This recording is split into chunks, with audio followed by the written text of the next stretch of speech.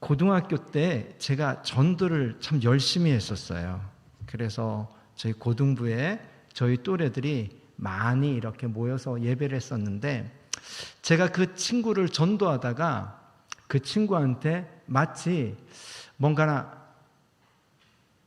이렇게 충격이라고 해야 될까요? 그냥 망치로 뚱 하고 맞았다라고 해야 될까요? 약간 그런 일들이 있었는데, 뭐 전도할 말이 따로 있겠습니까? 고등학생이.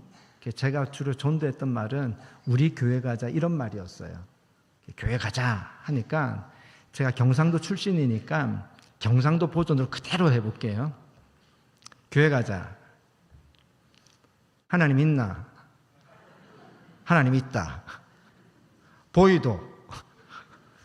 이 몇 마디의 이 말 안에 이게 전도가 있는데, 근데 그 친구가 이러는 거예요. 교회 가자 그랬더니 하나님 있나? 이래서 하나님 있지 했더니 보이도, 딱 그러는데 제가 그 말에 대한 대답을 못 하겠더라고요.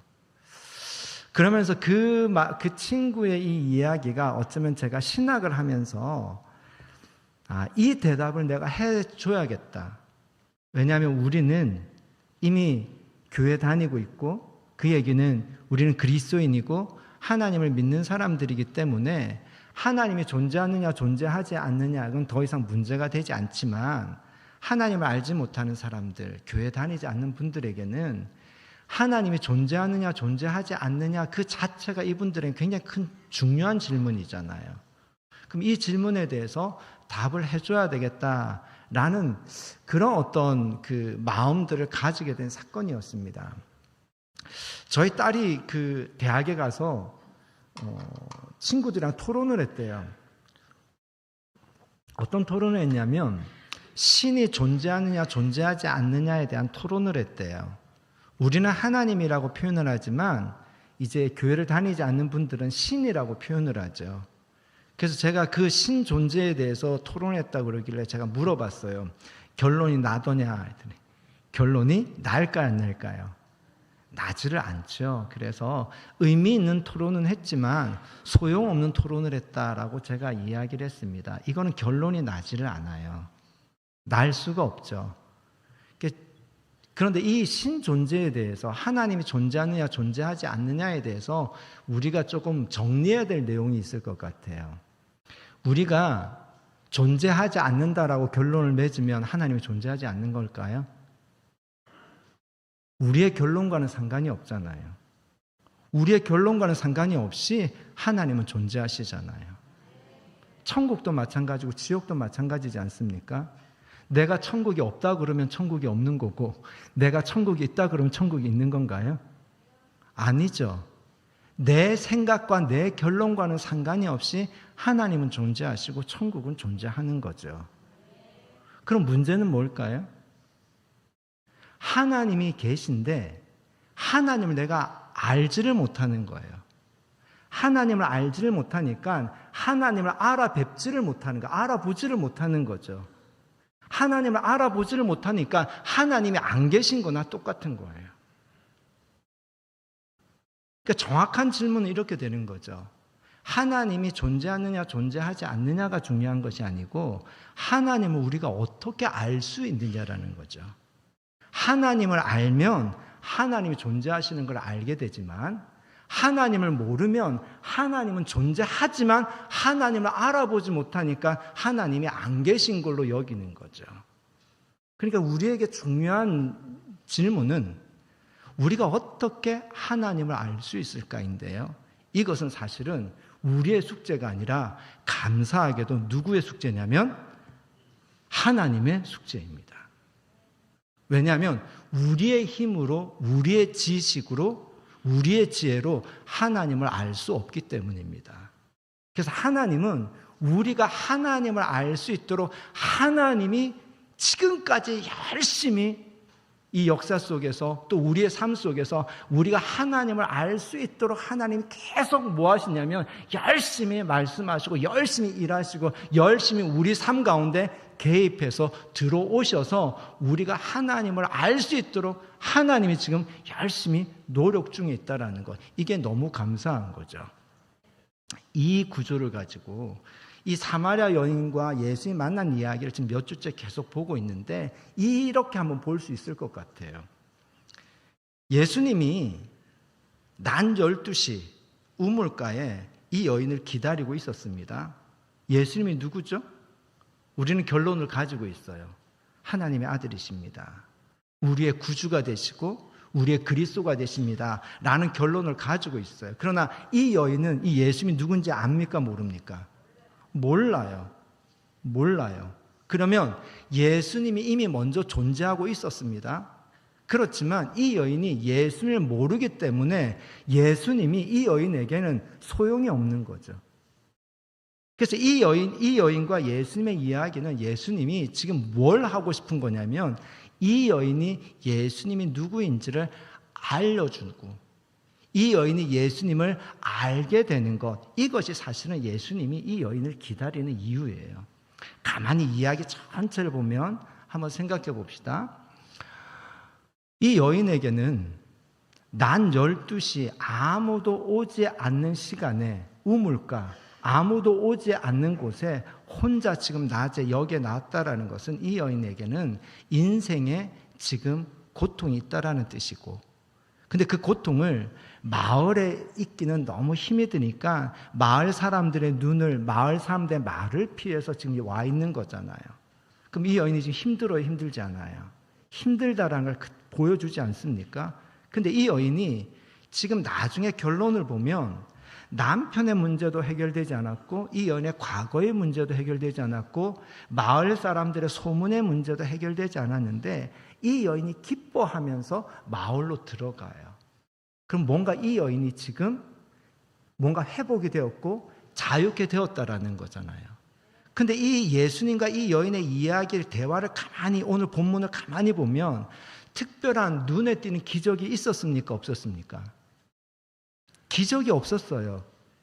놀라운 어떤 특별한 어떤 사건이 없었습니다. 단지 무엇만 있었냐면 예수님하고 이 여인 사이에 대화만 있었어요. 이야기만 오고 갔습니다.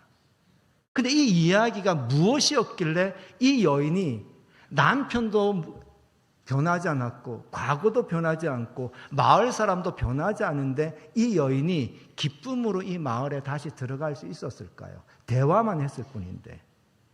이 대화의 목적이 있었습니다. 예수님이 이 여인을 계속 기다린 이유가 있었어요.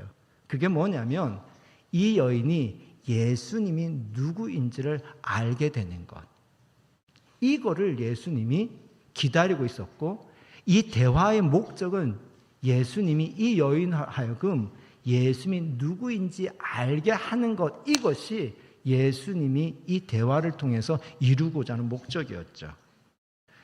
4장 10절에 보니까, 요한복음 4장, 오늘 우리가 읽은 본문에 4장 10절에 보니까 이렇게 말씀합니다. 함께 읽어볼까요? 시작.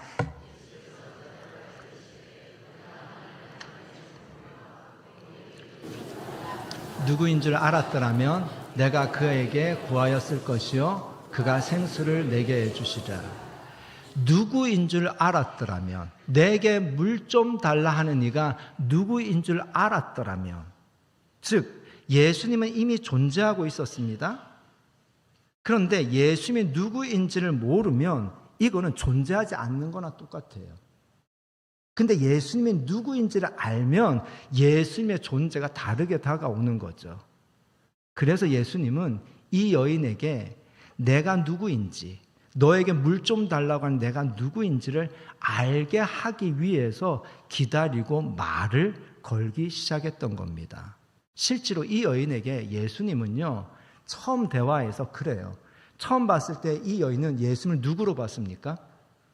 그래서 이 대화를 보다 보면 이 여인이 처음에는 예수님을 이런 분으로 알았다가 그 다음 이런 분으로 알았다가 마지막에 예수님이 그리스도구나, 나를 구원하시는 분이시구나를 알게 되는데요. 처음에 이 우물가에서 만났을 때 이 여인에게 예수님은 어떤 분으로 보였냐면요, 4장 9절에 보니까 이렇게 여인이 표현을 하죠. 4장 9절에 보니까 함께 읽어볼까요? 사마리아 여자가 이르되 당신은 유대인으로서 어찌하여 사마리아 여자인 나에게 물을 달라 하나이까니 이는 유대인이 사마리아인과 상종하지 아니함이로라. 이 여인에게는 지금 예수님이 누구로 보였습니까? 유대인 남자로 보인 거예요. 그냥 유대인 남자일 뿐이에요. 그랬던 여인이 나중에 4장 19절에 가니까 19절에 이 여인이 예수님을 뭐라고 부르냐면 이렇게 부릅니다. 시작. 여자가 이르되 주여 내가 보니, 이제는 이 여인에게 예수님이 누구로 보입니까? 선지자로 보이는 거예요. 그랬더니 나중에 결론에 가니까 어떻게 해요? 4장 25절과 26절에 보니까 이 여인과 예수님이 대화해서 이 여인이 예수님이 누군지를 알게 됩니다. 함께 읽어볼까요? 여자가 이르되 메시아 곧 그리스도라 하는 이가 오실 줄을 내가 아노니 그가 오시면 모든 것을 우리에게 알려주시리이다. 예수께서 이르시되 내게 말하는 내가 그라 하시니라. 아멘. 그러면 이 여인의 변화가 있습니다. 처음에 예수님을 만났을 때 예수님을 누구로 보았죠? 유대인 남자로 보았습니다. 그다가 대화를 하다가 예수님을 누구로 얘기를 합니까? 선지자라고 얘기합니다. 그 다음에 대화하다가 누구라고 합니까? 이분이 그리스도이시구나를 알게 되는 거죠. 예수님은 지금 이 여인에게 찾아오셔서 기다리시고 찾아오셔서 이 여인과 대화를 하시면서 이 여인으로 하여금 예수님이 누구인지를 지금 가르쳐 주고 있습니다. 그런데 이 여인이 예수님을 처음에는 유대인으로 알았다가 선지자로 알았다가 그리스도로 알게 되는 이 변화에는 대화의 주제가 달라집니다. 대화의 주제가 달라진다는 것은요, 관심사가 달라진다는 거겠죠. 처음에 이 여인이 예수님을 단순하게 유대인 남자로 알았을 때 이 여인하고 예수님 사이에 오고 가는 대화의 주제는 무엇이었습니까? 물이었어요. 마시는 물이었어요. 물 얘기를 한 거예요. 예수님하고 이 여인 사이에 물 얘기를 했습니다. 이 물 얘기를 한다는 게 오늘 우리에게 적용하면 이게 어떤 걸까요? 이런 거죠. 여기 나오는 사마리아 여인하고 예수님하고 이야기를 하잖아요. 이 이야기를 하는 내용은 그냥 책에 우리와 상관이 없었던 옛날에 있었던 이야기가 아니라 사실 이 이야기는요, 오늘 우리 가운데, 오늘 우리에게 우리가 어떻게 예수님을 알아갈 수 있을까? 어떻게 우리가 하나님을 알 수 있을까에 대한 마치 우리가 하나님을 알아가는 영적 지도와 같은 역할을 하는 것이 이 이야기거든요. 가만히 보세요. 여인하고 예수님 사이에 기적이 없었습니다. 그냥 대화만 있었어요. 대화만 있었는데 이 여인이 예수님이 누군지를 알게 되는 겁니다. 똑같죠. 우리하고 예수님하고도 마찬가지입니다. 예수님 살아계세요? 살아계신 예수님하고 우리 사이에 어떤 기적이 없어도 됩니다. 그냥 예수님하고 우리 사이에 이야기를 통해서 대화를 통해서도 우리는 하나님을 알 수 있고 예수님을 알 수 있는 거예요. 근데 문제는요, 이겁니다. 주제가 달라진다는 거예요. 즉 어떤 주제의 이야기를 예수님하고 나누냐에 따라서 우리가 예수님을 알아가는 것이 달라진다는 거죠. 유대인 남자로 알았을 때, 예수님을 단순히 유대인 남자로 알았을 때 예수님하고 이 여인 사이에는 무슨 얘기만 오고 갔냐면요, 물 얘기만 오고 갔습니다. 물 얘기, 마시는 물 얘기를 오늘 우리에게 적용하면 어떤 걸까요? 그냥 우리가 먹고 사는 문제라고 적용하면 어떨까요? 좀 동의되시나요? 근데 가만히 보면 이 얘기가 우리의 기도의 대부분을 차지하지 않습니까? 기도는 하나님과 우리가 대화하는 거잖아요. 이야기를 나누는 거잖아요. 하나님하고 우리 사이의 대화의 주제가 마치 이 여인이 예수님하고 물 얘기를 하는 것처럼 우리의 많은 이야기가, 하나님과의 많은 이야기가 먹고 사는 이야기, 그 주제로 우리가 하지 않습니까?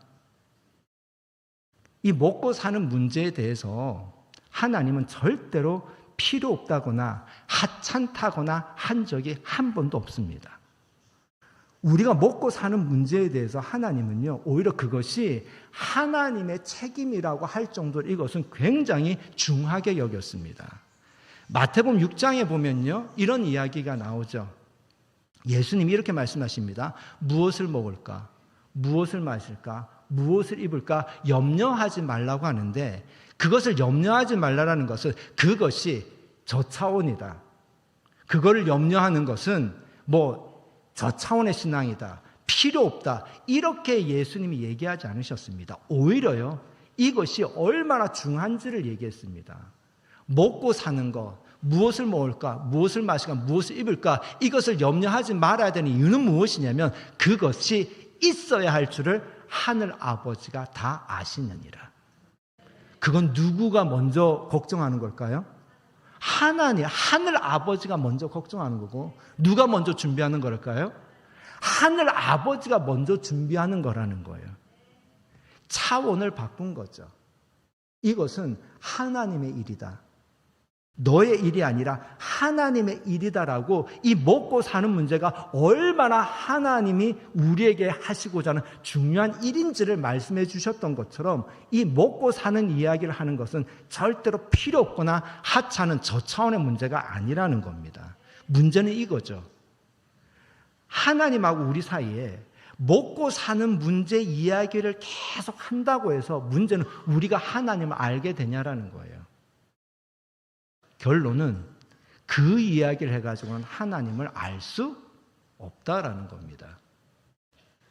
이 사마리아의 여인의 이야기는 하나님하고 우리 사이가 어떻게 우리가 하나님을 알아가고 하나님과 가까워지는지에 대한 영적인 지도와 같은 역할을 하고 있다면, 구약에서는요, 출애굽 이야기, 이스라엘 백성이 애굽에서 탈출해서 광야 40년을 지나고 가나안 땅을 차지하는 이 여정은 우리의 또 신앙의 여정이 어떤 것인지, 하나님하고 우리가 어떻게 관계를 맺고 어떻게 동행하고 우리의 삶에 어떻게 하나님의 나라가 이루어지는지를 보여준 지도와 같은 역할을 하거든요. 근데 그 이야기 속에서 우리가 잘 알지만 광야에서 이들이 40년을 지내잖아요. 40년을 지낼 때 현실적인 문제가 뭘까요? 당장에 먹고 마시는 문제가 현실이 돼요. 그 먹고 마시는 문제를 이들이 해결했습니까? 하나님이 해결했습니까? 왜요? 이건 중요한 문제이기 때문에. 하나님 어떻게 해결하셨습니까? 만나를 주셨고요. 물이 날 수 없는 곳에서 물을 나게 하셔서 40년 동안 먹을 것이 없고 마실 것이 없는 곳에서 이스라엘 백성들이 40년 동안 살 수 있었던 것은 하나님이 먹여주시고 하나님이 물을 주셨기 때문에 그들이 살 수 있었잖아요. 근데 문제는 이거예요. 질문이 이거예요. 오늘 설교의 주제가 그겁니다.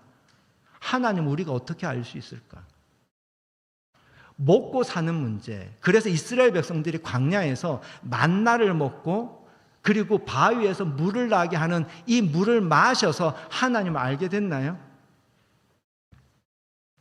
안타까운 것은 그들이 매일 만나를 먹고 그들이 물을 마시더라도 그들은 하나님을 이 문제, 이 주제, 이 차원에서는 하나님을 알지 못했다라는 겁니다. 안타까운 것은요, 먹는 문제 때문에 그들이 마지막에 어디로 돌아가자고 결정합니까? 애굽으로 돌아가자고 결정합니다. 무슨 얘기냐면요, 먹고 사는 문제는 이거는 하늘 아버지의 일이다라고 할 정도로 하나님은 아주 소중하게 여기셨지만, 우리가 먹고 사는 문제가 하나님과의 관계에서 해결된다고 해서 우리가 하나님을 온전히 알게 되지는 않는다라는 겁니다. 그래서 예수님이 물 얘기를 하다가 갑자기 대화를 전환해 버립니다. 그 전환하는 대화의 내용이 뭐냐면 뜬금없이 네 남편을 데려오라 라고 하는 거예요. 훅 들어오는 거죠. 갑자기 물 얘기를 하다가 예수님이 대화를 의도적으로 전환시킵니다. 대화의 주제를 뭐로 전환시켰죠? 남편으로 대화를 전환시켰어요. 근데 이 남편이 이 여인에게는 어떤 의미가 있을까요? 일단은 이 여인에겐 지금 당장의 현실적인 고통이고 문제입니다. 그것만 있습니까? 과거에 남편이 몇 명이었어요? 5명이었어요. 지금 사는 남자도 남편으로 할까 말까 한 거죠.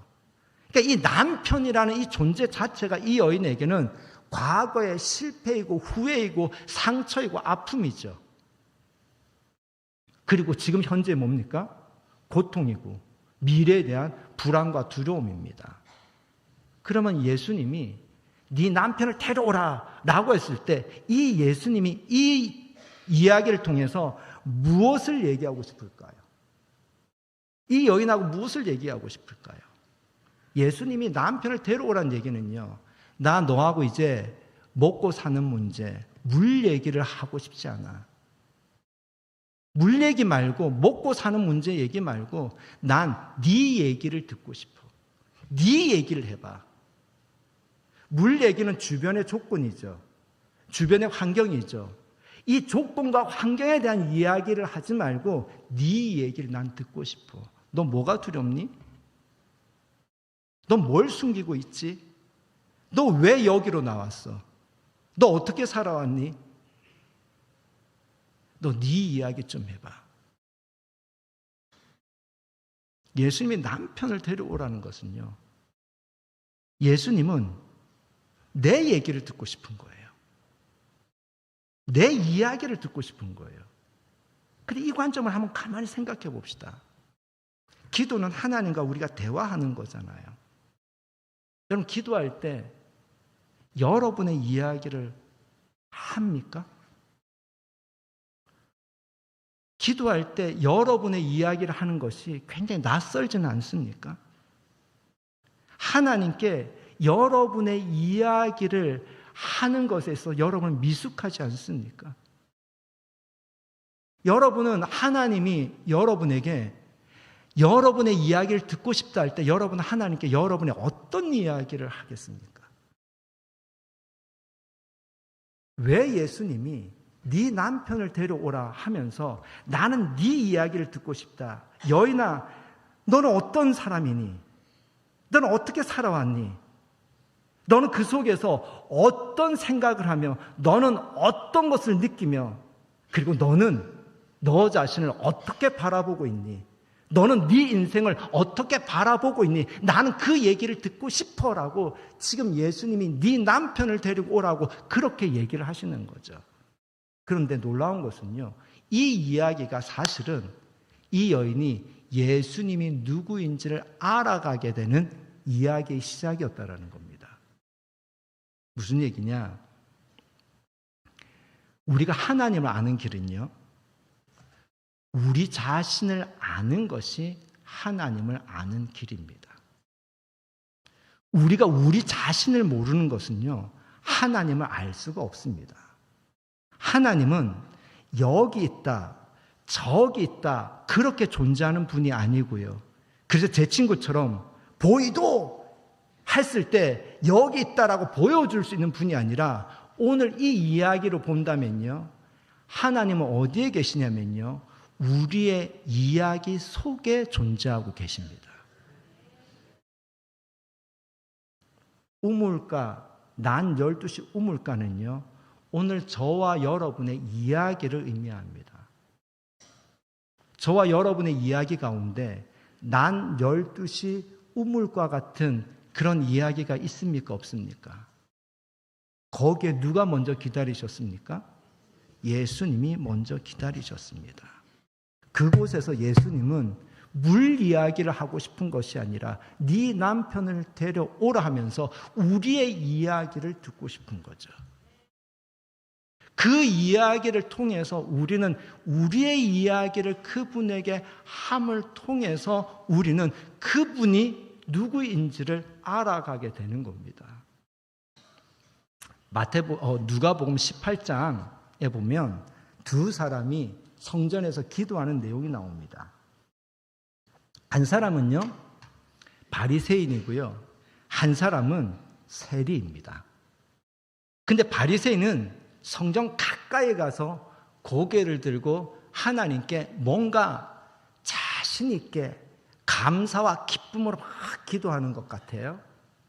근데 이 세리는요, 성전 멀리 떨어져서 하늘을 쳐다보지도 못하고 가슴을 치면서 기도하는 모습이 나옵니다.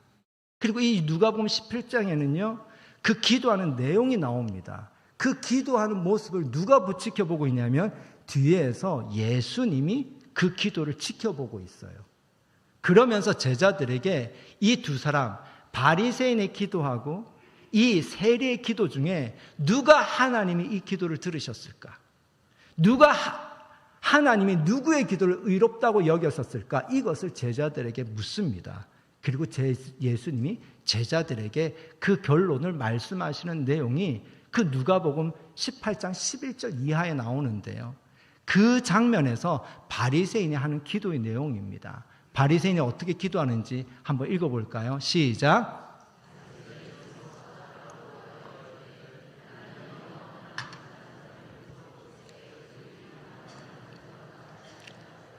이 세리와도 같지 아니함을 감사하나이다. 나는 일회에 2번씩 금식하고 또 소득의 11조를 드리나이다. 이 사람은 지금 토색, 그러니까 사기치지 않는다라는 거예요. 거짓말하지 않고 거짓된 이익을 취하지 않는다라는 거예요. 살인, 남을 해하지도 않았고 간음, 남에게 해를 끼치지 않았다라는 거예요. 그 다음에 일주일에 2번씩 금식하고 11조도 잘 드린다라는 거예요. 이것을 하나님께 감사하면서 지금 기도하고 있습니다.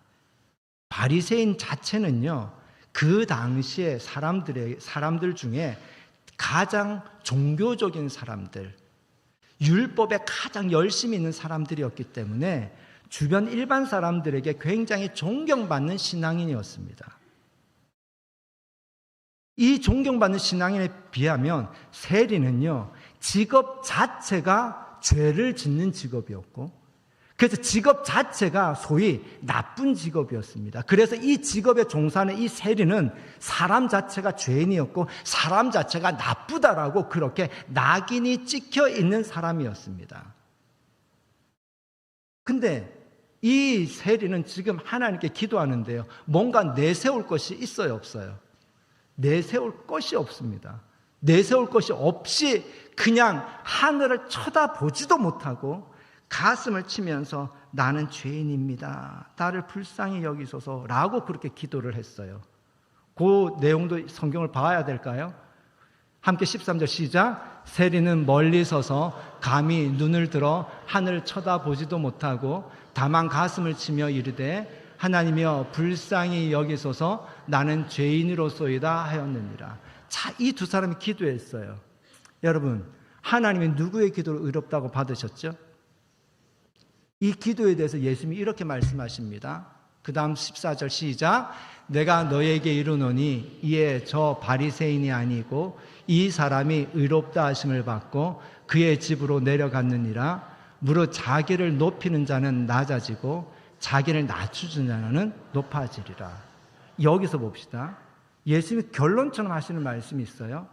자기를 높이는 자는 낮아지고 자기를 낮추는 자는 높아지리라. 이 말씀을 자기를 아는 지식으로 연결해 봅시다. 자기를 높이는 자, 자기를 안다는 걸까요? 모른다라는 걸까요? 자기를 모르는 거죠. 자기를 낮추는 자는요, 자기를 아는 자입니다. 그러니까 하나님을 아는다라는 것은요, 자기를 아는 지식과 연결되어 있어요. 자기를 모르기 때문에 뭐하죠? 높이죠. 자기를 알기 때문에 뭐합니까? 낮춥니다. 자기를 아는 지식은 하나님을 아는 지식과 어떻게 되어 있다? 연결되어 있다라는 겁니다. 이것은 저희 이야기가 아니고요. 우리는 감리교회잖아요. 감리교회를 시작한 분은 영국 성공회 목사님이었던 존 웨슬리라는 목사님이 개혁을 일으켜서 감리교회가 시작이 되었어요. 그런데 감리교회를 시작한 분은 존 웨슬리인데 우리나라에는 장로교가 많잖아요. 이 장로교를 시작한 분이 누구냐면 존 칼빈이라는 종교개혁가입니다. 근데 존 칼빈이 우리에게 매우 중요한 신앙의 유산으로 내려준 책을 하나 썼는데 그것이 기독교 강요라는 책을 썼어요. 근데 그 기독교 강요 제1장에는 뭐라고 되어 있냐면요. 하나님을 아는 지식은, 나를 아는 지식은 하나님을 아는 지식과 연결되어 있다라고 말합니다. 이 말씀이죠. 바리새인은 하나님께 뭘 가져왔냐면요. 스펙을 가져왔습니다. 하나님께 스펙을 드리는 거예요. 하나님, 저 이런 거 했어요.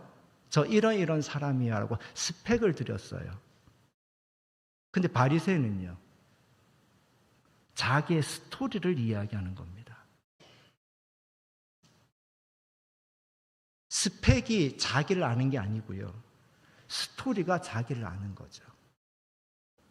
그걸 저에게 한번 말씀을 준비하면 제가 묵상했어요. 하나님 저에게 묻는다 칩시다. 상호야, 너 누구니?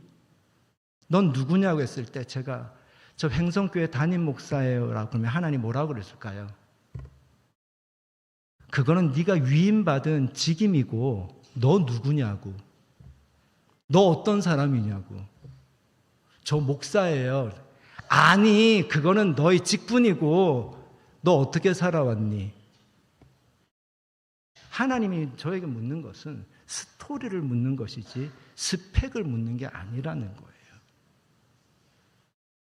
하나님과 우리 사이에서 물에 대한 이야기를 하는 것은 생각보다 우리가 먹고 사는 문제와 스펙을 계속 얘기합니다.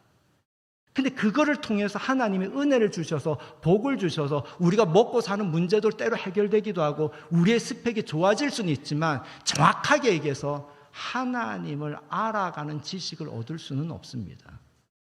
하나님을 알아가는 것은요, 나의 스토리, 내가 누구인지, 나를 알 때 진짜 하나님을 아는 거죠. 예수님이 사마리아 여인과의 대화를 통해서 그것을 우리에게 안내하고 있는 겁니다. 그러면서 동일하게 이 여인에게 예수님이 네 남편을 데려오라라고 한 것처럼 어느 날 느닷없이 우리에게요, 내가 누구인지 어떤 사람인지 확 깨버리듯이 하나님이 확 찾아오십니다. 완전 깨뜨려지는 하는 거죠.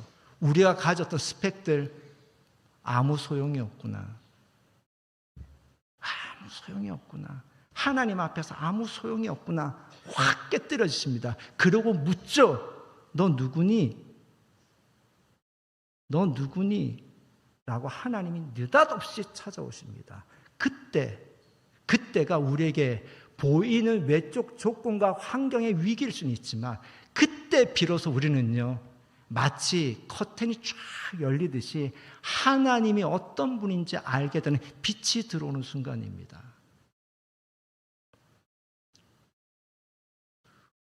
여러분은 하나님을 알고 계십니까? 오늘 이 이야기는요, 우리에게 하나님과 우리 사이에 대화의 주제를 바꾸라는 메시지로 들으셨으면 좋겠습니다. 기도할 때 여러분의 이야기를 할 수 있으면 좋겠습니다. 내가 어떤 사람인지, 어떤 이야기를 안고 있는지, 내가 내 자신을 어떻게 바라보고 있는지, 내가 내 인생을 어떻게 바라보고 있는지, 내가 어떤 사람이고 어떤 생각을 하고 어떻게 살아와서 왜 이렇게 살고 있는지에 대한 이야기를 하나님께 하기 시작할 때 마치 이 여인이 눈이 열려서 예수님을 알아보기 시작하는 것처럼 그때 비로소 우리는 진짜 하나님을 알아볼 수 있게 된다라는 겁니다.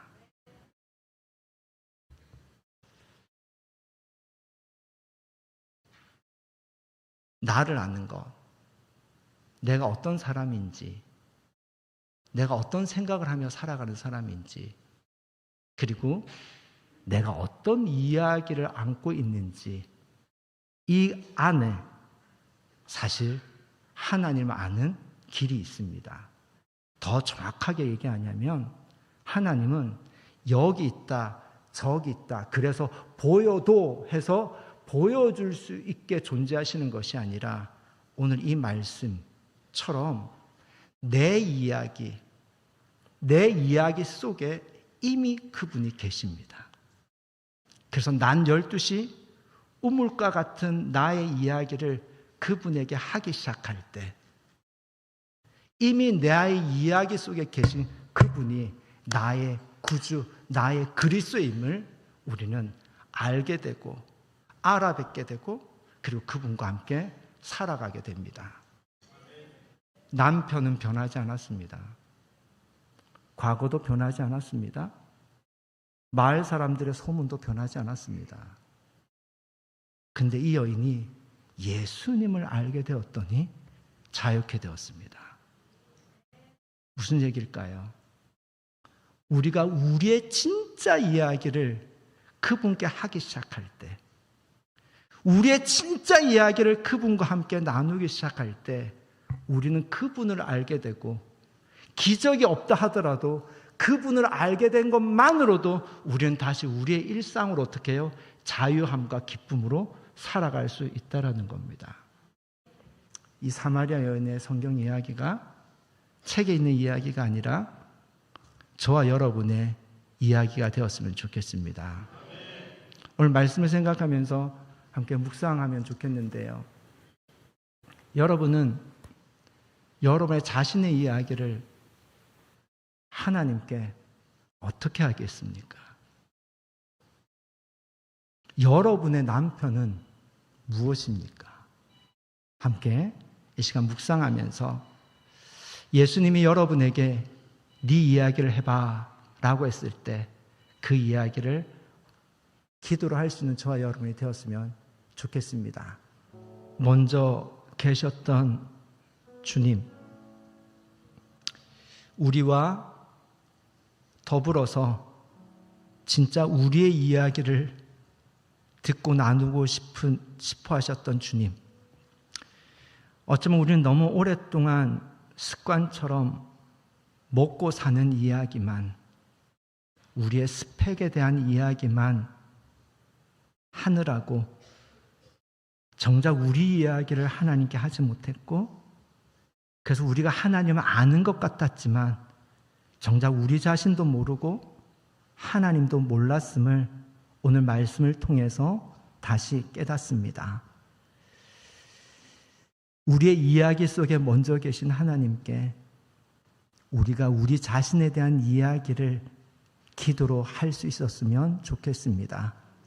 어떤 이야기든지, 어떤 순간이었든지, 내 모습이 어떤 모습이었든지, 내가 겪었던 과거의 어떤 사건이었든지 있는 그대로 우리의 이야기를 하나님께 할 수 있는 저희들이 되었으면 좋겠습니다.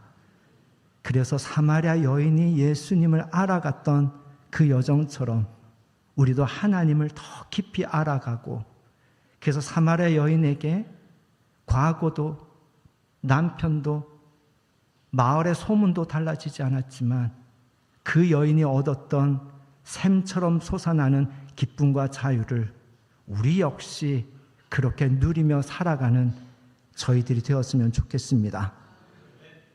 하나님을 향하여서 우리의 마음을 열고 입술을 열어 우리의 이야기를 할 수 있는 기도의 은총을 허락하여 주시옵소서.